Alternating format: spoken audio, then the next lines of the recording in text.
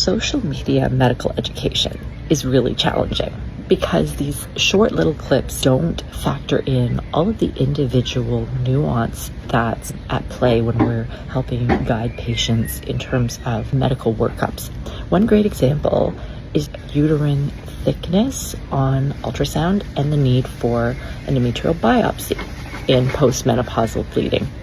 It is true that although 4 millimeters has traditionally been seen as a pretty safe cutoff for ruling out endometrial or uterine cancer, and there is also validity to the argument that there is no safe cutoff. Really, it's possible to have uterine cancer even with an ultrasound that shows a uterine lining less than 4 millimeters. It's less likely, but it can still happen. So how do we make the decision? This is where nuance comes in. The odds are in your favor, even if you have some bleeding, if the endometrial lining is thin, but you don't want to miss anything, right? So do you have to jump to a biopsy?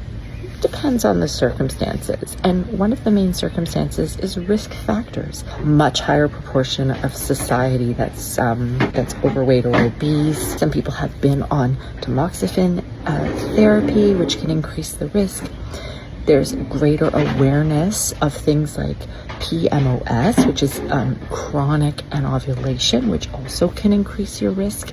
So we're just recognizing and seeing more of the risk factors. And so this may skew things in favor of biopsy. At the same time, we don't want to be subjecting every single woman with postmenopausal bleeding to a painful biopsy. And as a side note, can we please start doing a better job at pain management with biopsies? We got to do a better job on that anyway. That's a side note. Is it okay to use watchful waiting to re-screen someone to adjust the progesterone or progestin component of their hormone therapy before you jump to a biopsy? I do this all the time. The key is you need close, careful follow-up and excellent patient communication. But really what I'm getting at here is nuance is so important.